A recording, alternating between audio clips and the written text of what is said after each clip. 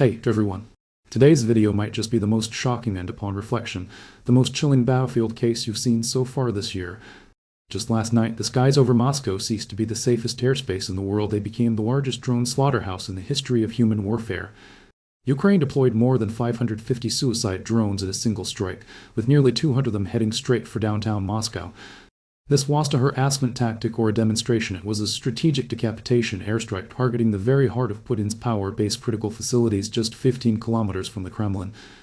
And what's even more ironic is that as missiles exploded on the outskirts of Moscow and black smoke obscured the sky, Putin himself was thousands of kilometers away in Kazan, smiling and shaking hands with the public. He was, but everything is under control, but off minus camera. The center of power behind him was burning. Ukrainian President Zelensky subsequently declared this is not retaliation, it is the beginning of a new era. Let me put it this way, from now on, this war will no longer be fought according to the Russian military-esque script. And why did this airstrike become legendary? Because it hit the Russian military-esque technological Achilles heel. The Ukrainian military did not strike indiscriminately. This time their target selection was terrifyingly precise: the Kopet oil refinery southeast of Moscow. This facility is no ordinary oil depot. It's single-hand of the gasoline and 50% of the diesel for the Moscow region. Even more critical is that its core distillation hours rely on Western-imported high-pressure valves and precision processors, items that Russia, due to sanctions, simply cannot purchase now. In other words, Ukraine didn't just blow up oil tanks, it struck an irreplaceable backbone of the Russian military-esque logistics system. Once damaged, repairs take months or even years. The fuel supply chain for mechanized units on the front lines has been severed directly at the source. This is the true high-value target, you may tanks. I cut off your diesel. You hold the front lines. I burned your rear. The logic of war has been completely turned on its head. How did 550 drones stealthily fly to Moscow? It's not technology, it's math. Many of you might ask, doesn't Russia claim to have the world's densest air defense network?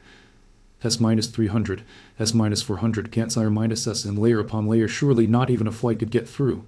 The answer is simple: this air defense system was designed to intercept large aircraft and ballistic missiles, not tiny drones. The main aircraft types deployed by the Ukrainian military this time: the FP-1 Firepoint fixed-wing drone, the RS-1 wildboard jet drone, and the Gladiator heavy attack drone share the following characteristics. Slow speed, less than 200 km per hour, so slow that the Russian military-esque radar clutter filtering algorithms simply ignore them as flocks of birds. Small size and composite airframe, resulting in a radar cross section that is virtually zero. Ultra slow altitude penetration, flying just above treetops and using terrain for cover to slip into the blind spots of Russian long range radars. Rocket assisted launch, no runway required, capable of taking off from any open area, making it impossible for Russian forces to pinpoint launch sites in advance. More importantly, the Ukrainian military used commercial satellite data advance to map out a 3D shadow map of radar coverage around Moscow, then programmed these flight paths into the drone's autopilot systems.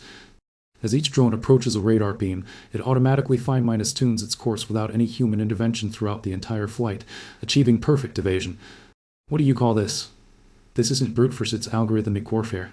Translated with DeepL. Calm-free version.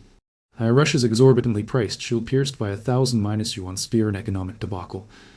Let's do the math. An S-400 interceptor missile costs several $1 million and takes several months to produce. A short range Kashmir S, and missile also costs tens of thousands of dollars. Meanwhile, the Ukrainian military-esque decoy drones made of wood and plastic cost a few $1,000s or even less. The moment Russian radar is turned on, dozens or even hundreds of targets flood the screen, but each air defense unit has limited fire control channels and can only lock onto a single digit number of targets at a time. When the swarm exceeds the system's processing capacity, the algorithms overload, the radar goes blind, the missiles run out, and the real killer drones in the rear leisurely finish them off. You're trading $1 million missile for a plastic shell worth a few $1,000s at that exchange rate. You lose every single time.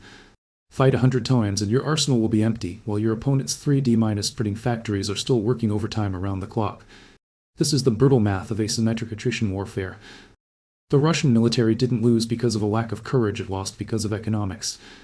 IV psychological earthquake. Moscow's elites know the smell of gunpowder for the first time. The true damage of this attack lies not in physical casualties, but on the psychological level. For the past 2 years, Moscow's wealthy and oligarchs have sat in their luxury apartments, watching the war as if it were an EV news report. But this time, air defense missiles exploded right above their rooftops, and black smoke from oil refineries drifted into the city center.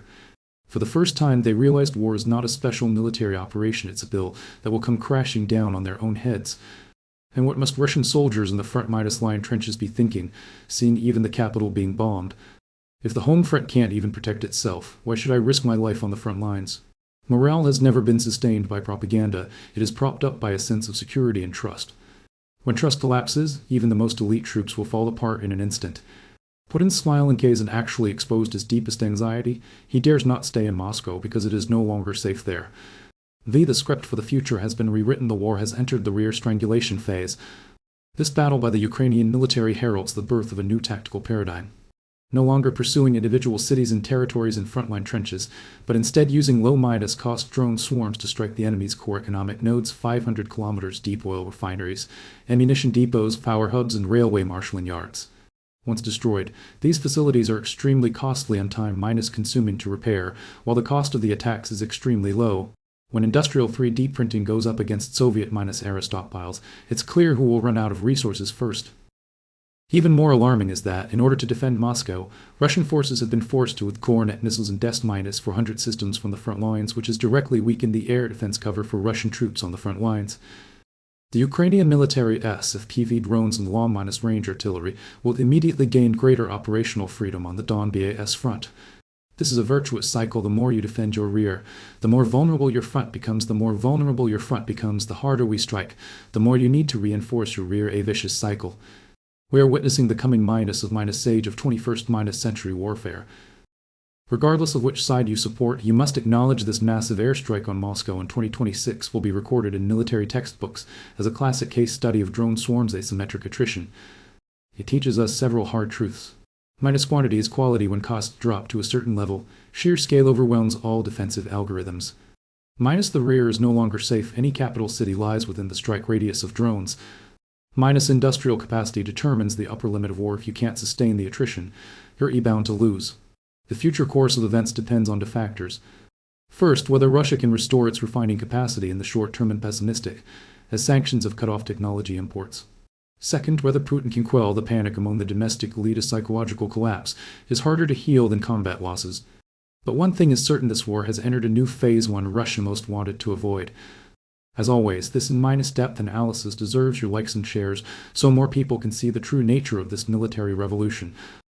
Let me know in the comments which topic you'd most like me to explore further, minus the specific technical specifications and tactical formations of Ukrainian drones, minus a detailed analysis of the weaknesses in Russia's air defense systems, minus the impact of this attack on global oil prices and China's energy strategy.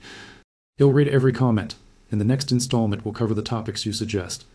Follow me, and together we'll cut through the fog of war to see deep into the chessboard. Translated with DeepL. Column-free version.